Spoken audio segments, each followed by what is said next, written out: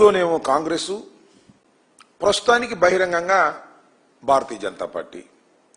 అద్భుతమైనటువంటి ఒక విచిత్రమైనటువంటి మోసపూరితమైనటువంటి నాటకం ఆడుతున్నారు నారా చంద్రబాబు నాయుడు గారు. తెర ముందు బీజేపీతో ఉంటారు, తెర వెనుకేమో కాంగ్రెస్ పార్టీతో ఉంటారు. ఇది చంద్రబాబు నాయుడు గారి గేమ్ ప్లాన్. చంద్రబాబు నాయుడు గారికి బీజేపీ అనేది ఒక అవసరార్థం ఉన్నటువంటి రాజకీయ పార్టీగా వాడుకునేటటువంటి పరిస్థితి చేస్తున్నారు. నిన్న చాలా విచిత్రం, హైదరాబాద్లో మనకు ఒకప్పుడు ఉమ్మడి రాజధాని, నందమూరి తారక రామారావు గారు కూడా హైదరాబాద్ రాజధానిగా ఉన్నటువంటి ప్రాంతాన్ని, మన ప్రాంతాన్ని ముఖ్యమంత్రిగా చేసినటువంటి వ్యక్తి. ఆయన విగ్రహాన్ని ఆవిష్కరించారు. ఎవరు ఆవిష్కరించారు? కాంగ్రెస్ పార్టీ ముఖ్యమంత్రి గారు ఆవిష్కరించారు. ఆవిష్కరించకూడదని కాదు నా ఉద్దేశం, కాంగ్రెస్ పార్టీ ముఖ్యమంత్రి గారు వెళ్లి ఆవిష్కరించారు. కాంగ్రెస్ పార్టీకి వ్యతిరేకంగా పెట్టినటువంటి రాజకీయ పార్టీ అని ఎన్టీ రామారావు గారు చెప్పారు. నిన్న మహానాడులో కూడా చంద్రబాబు నాయుడు గారు దాన్ని ఓదరగొట్టారు. ఇవాళ రేవంత్ రెడ్డి గారు వెళ్ళి దాన్ని ఓపెన్ చేస్తే అద్భుతమైన మాటలు చెబితే తెలుగుదేశం జెండాలు పుచ్చుకుని అందరూ స్వాగతం పలికారు. చిత్రం చూశారుగా.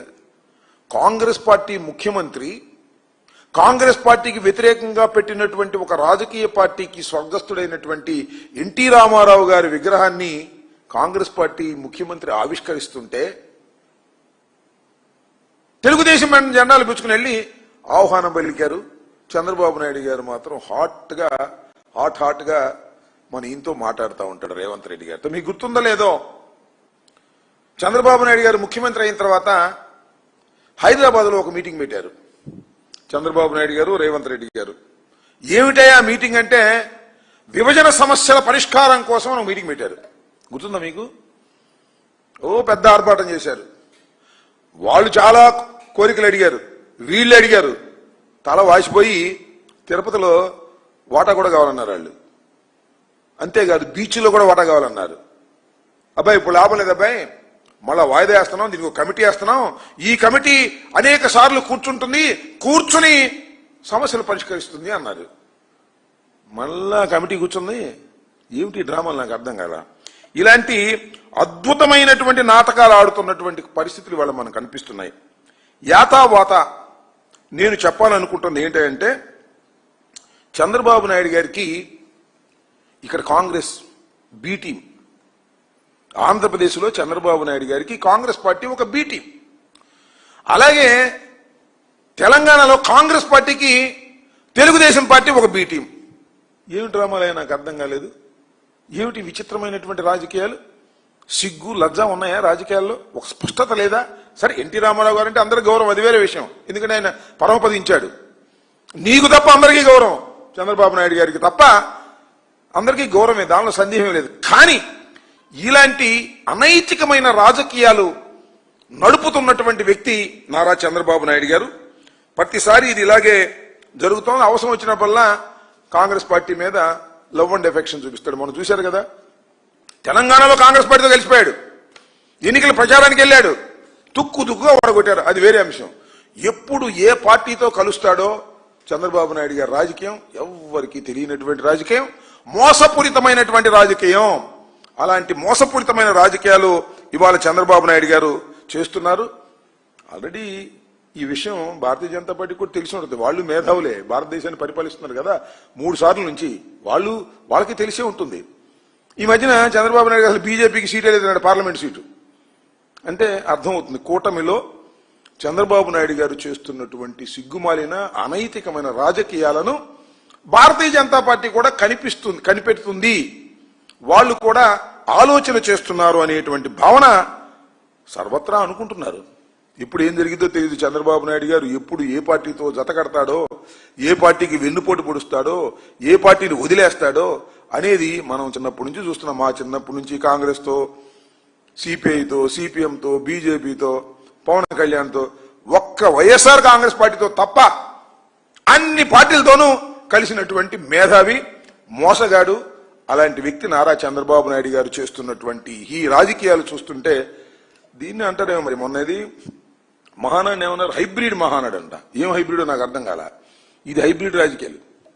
బీజేపీ కాంగ్రెస్ ఆ రెండింటికి పడదు, రెండు ప్రత్యర్థి పార్టీలు.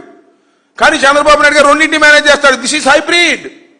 అద్భుతమైనటువంటి హైబ్రిడ్ రాజకీయాలు నారా చంద్రబాబు నాయుడు గారు చేస్తున్నారని చెప్పడానికి ఇంతకన్నా పచ్చి ఉదాహరణలు ఏమైనా ఉంటాయా నేను అడుగుతా ఉన్నా. రేవంత్ రెడ్డి గారు మామూలుగా పొగళ్ళ. ఇందిరాగాంధీని, ఎన్టీ రామారావు గారు ఈ రెండు ఆశయాల మీద నడుస్తున్నాడు కాంగ్రెస్ పార్టీ. ఇది ఉంపదేక చంద్రబాబు ఆశయాలతో పాటు కూడా నడుస్తుంది కాంగ్రెస్ పార్టీ అని ఇంకా చెప్పలా పొరపాటుని. ఇలాంటి దౌర్భాగ్యమైనటువంటి రాజకీయాలు, అనైతికమైన రాజకీయాలు నారా చంద్రబాబు నాయుడు గారు పదే పదే ఆడుతా ఉన్నాడు. ఇంకపోతే మహానాడు 2 రోజుల పాటు జరిగింది. చాలా అద్భుతంగా జరిగిందని చెప్తున్నారు ఎవరు? ఆంధ్రజ్యోతి, ఈనాడు, వాళ్ళకు ఉన్నటువంటి TV5 ఇవి అద్భుతంగా జరిగింది, ఫుల్ సక్సెస్. ఇవాళ మీరు పేపర్లు చూడండి, మహానాడు సక్సెస్ అని ఫ్రంట్ పేజీలు వేసుకుంటున్నారు. ఎందుకు వేసుకోవాలి అసలు నాకు అర్థం కాల. సెక్స్ అయితే అసలు వేసుకోవాల్సిన అవసరంలా, సక్సెస్ కాలేదన్నమాట. చూస్తున్నా నేను వాట్సాప్లోను, అక్కడ ఇక్కడ యూట్యూబ్లోను. ఏమండి మాకు చీరలు ఇస్తామని తీసుకెళ్లారు, చీరలు ఎగ్గొట్టారండి నేను ఒక ఆమె.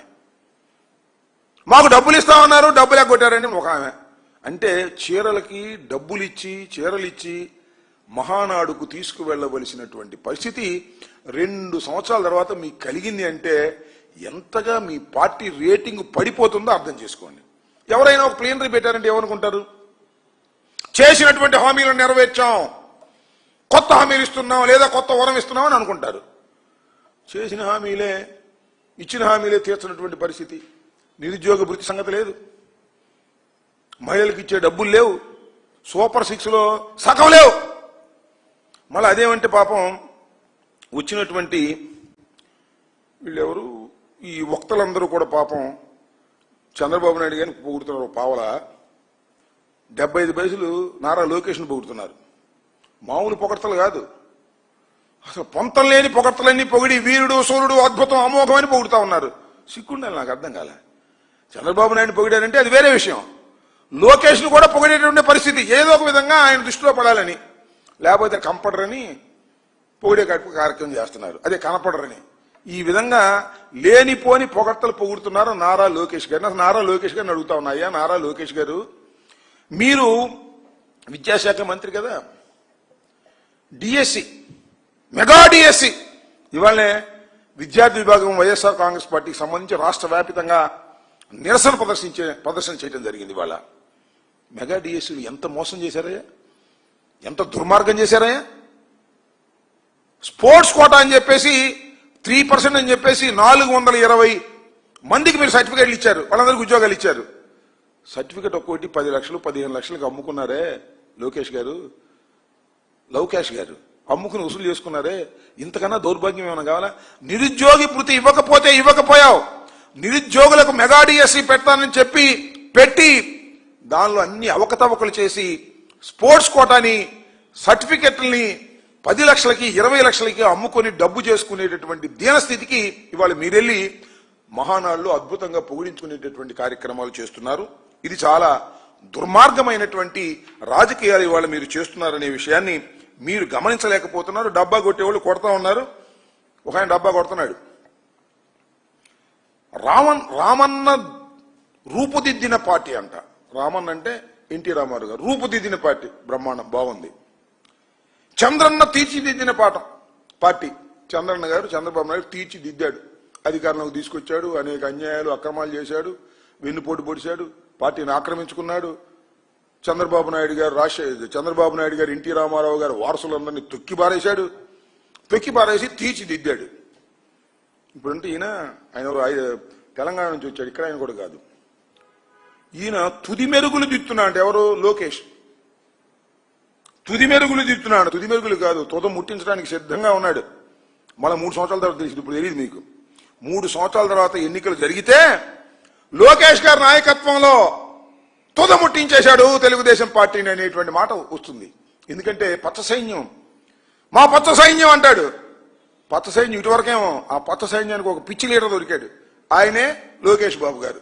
ఆ లోకేష్ బాబు గారు దీన్ని సర్వనాశనం చేసేంత వరకు వదలడు అనేటువంటి భావన ప్రజల్లో, ముఖ్యంగా తెలుగుదేశం పార్టీ వాళ్ళనే కలుగుతుంది. నాలో కాదు, మాకు కాదు, తెలుగుదేశం పార్టీలో సీనియర్స్ అందరూ కూడా ఈ ముద్దబ్బాయిని తీసుకొచ్చి ఇక్కడ అధికారం ఇవ్వాలని ప్రయత్నం చేస్తున్నాడు నారా చంద్రబాబు నాయుడు గారు కొడుకు మీద ప్రేమతో. ఇతనికి పొట్టగోసిన అక్షరం ముక్క లేదు, ఊరినే అబాయింపు సెక్షన్ నుండి బతుకుతున్నాడు అనేటువంటి భావన కలుగుతా ఉంది. కాకపోతే వచ్చే 3 సంవత్సరాల తర్వాత తెలుగుదేశాన్ని తుదముట్టించేటటువంటి కార్యక్రమం చేయడానికి నారా లోకేష్ గారు సిద్ధంగా ఉన్నాడనేది నేను ప్రత్యేకంగా చెప్పాల్సిన అవసరం లేదు. ఇకపోతే రోజు ఇదే భజన, ఎక్కడ పట్టుకుని ఇదే భజన. గొడ్డలి పార్టీ, పొలుగు పార్టీ, పార పార్టీ, ఏదో ఒక విధంగా వైఎస్ఆర్ కాంగ్రెస్ పార్టీ మీద ఒక విధ్వంసకరమైన రాజకీయ పార్టీ అని ముద్ర వేయాలని తాపత్రయపడిపోతున్నారు బాబు కొడుకులు ఇద్దరు కూడా. అసలు మీ బతుకేంటి, మీ వ్యవహారం ఏంటి అని అడుగుతా ఉన్నాను నేను. మీ బతుకేంటి, అసలు మీ వ్యవహారం ఏంటి బాబు కొడుకులు ఇద్దరిది? అసలు నువ్వు ఎక్కడున్నావు, ఎప్పుడు ఇచ్చావు రాజకీయాల్లోకి, ఎంత దుర్మార్గాలు చేసావు రాజకీయాల్లో? నేను మనవి చేస్తున్నా, ఇందాక ఆయన మాట్లాడుతున్నాడు. ఎన్టీ రామారావు గారు పార్టీ పెట్టినప్పుడంట రంగులేసుకునేవాడికి పార్టీ ఎందుకు అన్నారంట. అప్పుడు 1983లో. నిజమే అన్నమాట. ఆ రంగులేసుకునేవాడికి పార్టీ ఎందుకు అన్నవాళ్లే ఎన్టీ రామారావు గారు అధికారంలోకి వచ్చిన తర్వాత ఆ పార్టీలో చేరారు, గతి లేక అన్నారు. నాకు ఖచ్చితంగా నాకు గుర్తొచ్చింది నారా చంద్రబాబు నాయుడు గారు. నారా చంద్రబాబు నాయుడు గారు ఎన్టీ రామారావు గారు 1983లో రాజకీయ పార్టీ పెట్టినప్పుడు ఎక్కడున్నాడు? అయ్యా లోకేషు, మీ నాన్న ఎక్కడున్నాడని అడుగుతా ఉన్నా. ఖచ్చితంగా కాంగ్రెస్ పార్టీలో ఉన్నాడు.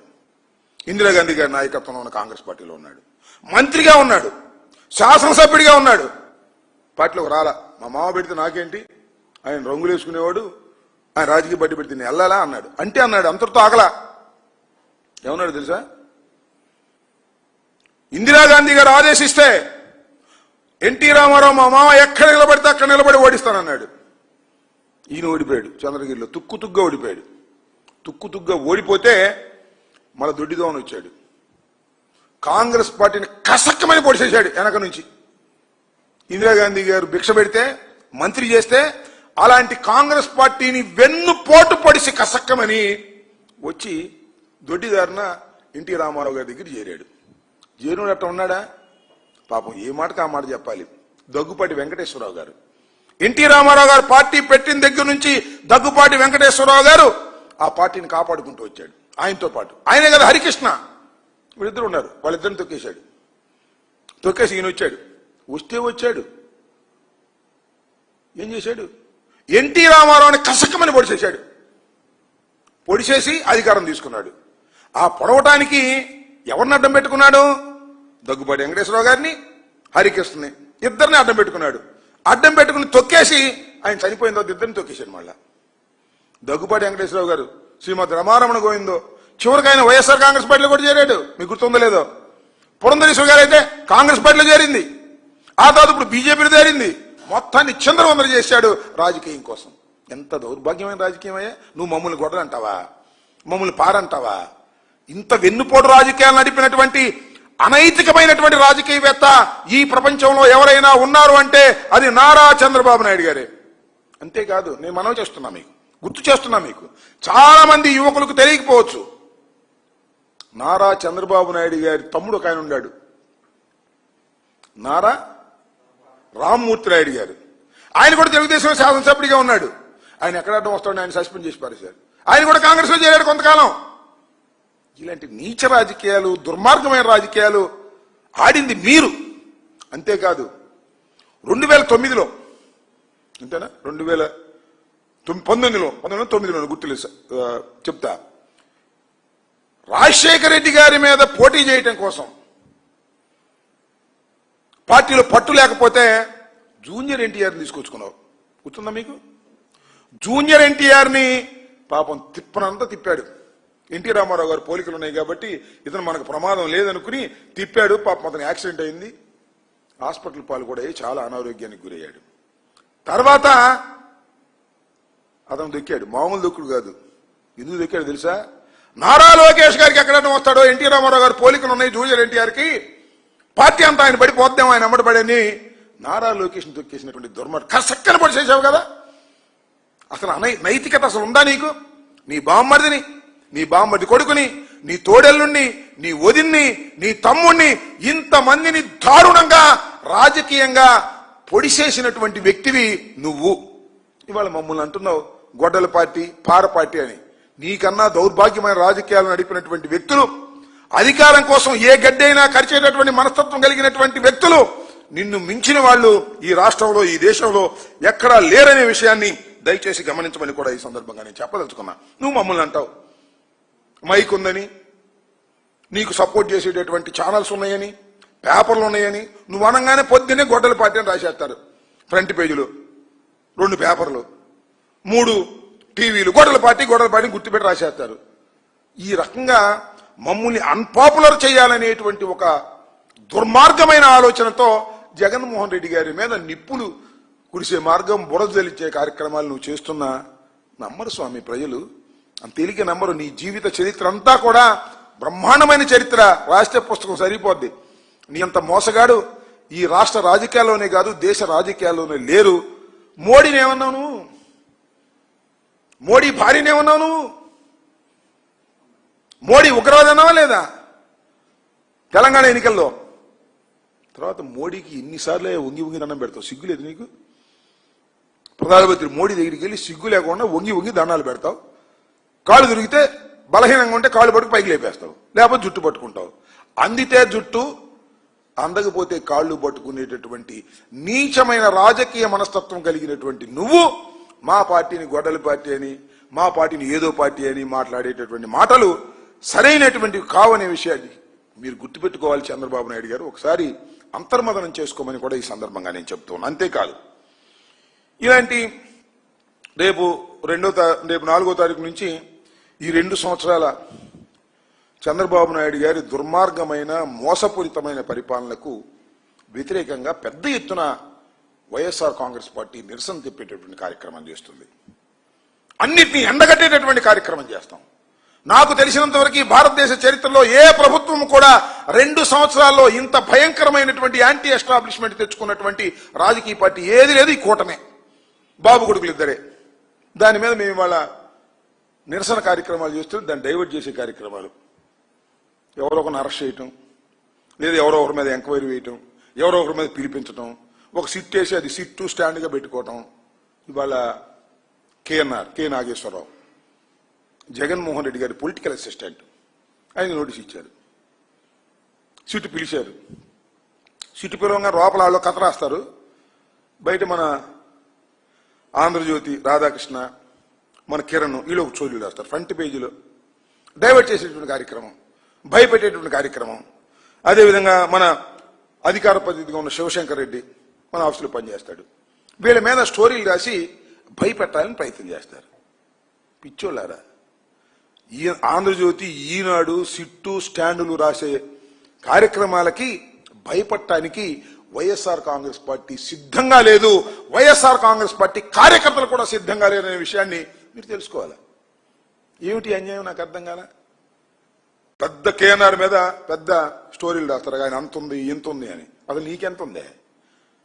ఏమయ్యా చంద్రబాబు నాయుడు గారు, మీ నాన్నకి ఎంత ఉంది? ఖర్జూర్ నాయుడు గారికి 2 ఎకరాలతో ప్రారంభమైన నీ జీవితం ఇవాళ 1000 కోట్ల ఎక్కడి నుంచి వచ్చాయి? దానికి సమాధానం లేదు. ఇలాంటి కార్యక్రమం అనే కాదు, కిరణ్ వాళ్ళ నాన్న పచ్చళ్ళు అమ్ముకున్నాడు కాదా? ఆంధ్రజ్యోతి రాధాకృష్ణ సైకిల్ దొక్కుంటూ వెళ్ళాడు. ఏంటి అని నాకు అర్థం కాల. ఇలా మా మీద పడేటువంటి కార్యక్రమాలు మీరు చూస్తున్నారు. అంతేకాదు, అయ్యా నారా చంద్రబాబు నాయుడు గారు, మీకు ఒక పిఏ ఉండేవాడే శ్రీనివాస్, గుర్తుందా? 2000 కోట్లు స్కామ్ చేశాడని నోటీసులు ఇచ్చారు, విచారణ జరిపారు, మధ్యలో వెళ్ళిపోయాడు.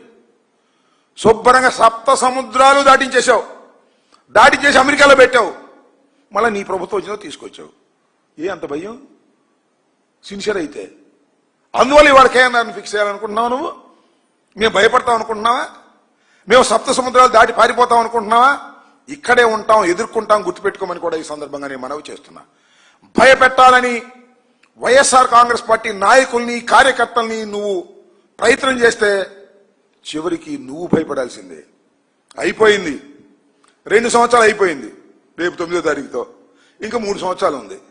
2 సంవత్సరాలని టైము, 3వ సంవత్సరం యుద్ధానికి సిద్ధం. ఈ 2 సంవత్సరాల తర్వాత నువ్వు ఇప్పుడు ఆడుతున్నటువంటి వికృతమైన ఆటకి ప్రతిఫలం అనుభవిస్తావు, గుర్తుపెట్టుకో. అడ్డగోలైన ఆట ఆడుతా ఉన్నావు. భారతీయ జనతా పార్టీ దగ్గర ఎన్డీఏలో ఉన్నాననే ఉద్దేశంతో, కానీ ఎన్డీఏ కూడా నిన్ను నమ్మిద్దని నేను అనుకోను. ఎందుకంటే పచ్చి మోసగాడివి. ఇప్పుడు ఎలా ఉంటావో తెలియవు. ఎవడికి రాజ్యసభ ఇస్తానంటావో ఎవడికి ఇవ్వనంటావో తెలియదు. నీకు జుట్టు దొరికిందంటే కుమ్మి పారేస్తావు. ఈ విషయాలన్నీ కూడా వాళ్ళకు తెలుసనే విషయాన్ని కూడా నేను ఈ సందర్భంగా చెప్పదలుచుకున్నాను. ఇలాంటి దుర్మార్గమైనటువంటి రాజకీయాలు సిట్టాడినా లేదు ఆంధ్రజ్యోతి, ఈనాడు కిరణ్, రాధాకృష్ణ మీరు ఆడినా అయ్యా ప్రతిఫలాలు ఉండవని కూడా ఈ సందర్భంగా చెప్తున్నా. ఏదో కాస్త కష్టపడతాం, కాస్త ఇబ్బంది పడతాం మానసికంగా, అంతే తప్ప ధైర్యంగా ఎదుర్కొనే కార్యక్రమాలు తప్పనిసరిగా చేస్తామని ఈ సందర్భంగా చెబుతూ, మమ్మల్ని గొడ్డలి పార్టీ అనేటువంటి నారా చంద్రబాబు నాయుడు గారి జీవితం అంతా ఆయన ఎదుగుతూ వచ్చాడు పాపం. ఒక శాసనసభ్యుడు, మంత్రి కాంగ్రెస్ పార్టీలో, తర్వాత తెలుగుదేశంలో మంత్రి, తర్వాత ముఖ్యమంత్రి, చాలాసార్లు ముఖ్యమంత్రి. ప్రతి ఎదుగుదలలోనూ నువ్వు ఒకరిని రాజకీయంగా నైతికంగా చంపుతూ వచ్చావు, గుర్తుపెట్టుకో. చంపుతూ వచ్చావు నువ్వు. ఎన్టీ రామారావు గారిని వెన్నుపోటు పొడిచావు, నీ బామ్మర్దుని వెన్నుపోటు పొడిచావు, నీ బామ్మర్ది కొడుకుని వెన్నుపోటు పొడిచావు, నీ తోడలను వెన్నుపోటు పొడిచావు, నీ తమ్ముడిని వెన్నుపోటు పొడిచావు. మొత్తం ఎన్టీ రామారావు గారికి సంబంధించిన కుటుంబాన్నంతా వెన్నుపోట్లు పొడుచుకుంటూ నీ రాజకీయంలో పైకి వచ్చినటువంటి దుర్మార్గమైన రాజకీయాలు తప్ప ఫెయిర్ పాలిటిక్స్ కావు. ఇవాళ కూడా నువ్వు ఫెయిర్ పాలిటిక్స్ వాడలేదు. ఒక పక్కన కాంగ్రెస్ తో ముసుగులో వ్యవహారం చేస్తావు, బహిరంగానేమో బీజేపీతో చేస్తావు, అక్కడేమో రేవంత్ రెడ్డితో ఉంటావు. ఇలాంటి దుర్మార్గమైన రాజకీయాలకు సరైన సమాధానం చెప్తారు ప్రజలు. కాకపోతే 3 సంవత్సరాలు టైం ఉంది. ఏదో మన కూటమి వ్యవహారం, లేదా ఏదో పరకాల ప్రభాకర్ గారు చెప్పినట్టు మరి ఈ ఈవీఎం మిషన్లో ఏం జరిగిందో తెలియదు, కానీ ఏదో అధికారం వచ్చింది నీకు. శాశ్వతం కాదు ఇది, ఇదే చివరి అధికారం. దీన్ని భూస్థాపితం చేయడానికి మీ అబ్బాయి రెడీగా ఉన్నాడు, సీనియర్స్ కూడా అనుకున్నారు. ఇప్పుడేం బయటపడదు, కానీ 3 సంవత్సరాల తర్వాత వాస్తవాలు బయటకు వస్తాయని కూడా ఈ సందర్భంగా చెప్పదలుచుకున్నాను.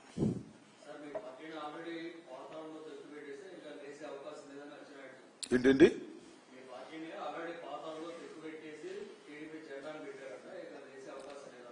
అని భ్రమిస్తున్నారు వాళ్ళు. ఆల్రెడీ మా పార్టీని పాతాళంలో తొక్కబెట్టగలిగినటువంటి సమర్థత గాని ఆ ధైర్యం గాని నారా చంద్రబాబు నాయుడికి లేదు. నారా చంద్రబాబు నాయుడు అనే వ్యక్తి ఆయన మ్యానిపులేటర్ తప్ప రాజకీయ నాయకుడు కాదు. చాలా స్పష్టంగా చెప్తున్నా, అలా భ్రమపడొద్దు. వైఎస్ఆర్ కాంగ్రెస్ పార్టీ రాబోయే రోజుల్లో అధికారంలోకి రాబోతుంది. దీన్ని ఎవడూ ఆపగలిగిన వాళ్ళు లేడని కూడా ఈ సందర్భంగా చెప్పదలుచుకున్నాను. ఎప్పుడు గుర్తొస్తే అక్రమాలు జరగలేదని చెప్పమను, అక్రమాలు జరగలేదని చెప్పమను, లేదంటే మేము అడిగిన వాటికి సమాధానం చెప్పమను. ఇప్పుడు శ్రీనివాస్ అనే అతన్ని, ఒక అతన్ని ఉద్యోగం ఇవ్వకపోతే కోర్టుకు వెళ్ళాడు కదా, ఎందుకు ఉద్యోగం ఇవ్వలేదు, ఎందుకు అతనికి ర్యాంక్ వచ్చింది, ఎందుకు అతనే ప్రొసీజర్లో ఉన్నాడు, దీనికి సమాధానం చెప్పు, దీనికి సమాధానం చెప్పు. లేదంటే ఒక ఎంక్వైరీ, సిబిఐ ఎంక్వైరీ. లోకేష్ చివరికి ఎంతగా దిగజారిపోయాడు అంటే స్పోర్ట్స్ సర్టిఫికేట్స్ కూడా 10 లక్షలకి 20 లక్షలకి అమ్ముకుని డబ్బు చేసుకున్నటువంటి లవ్ క్యాష్ లోకేష్. ఇది అందరికీ తెలిసినటువంటి సత్యం, ఎవరిని అడిగినా చెప్తారు. ఇది వాస్తవం కాదని చెప్పమను, సమాధానం చెప్పమను. లేదంటే సిబిఐ ఎంక్వైరీ వేయమను. అది మాత్రం వేయరు, ఊరినే డప్పాలు కొట్టే కార్యక్రమం చేస్తున్నారు. ఇంకా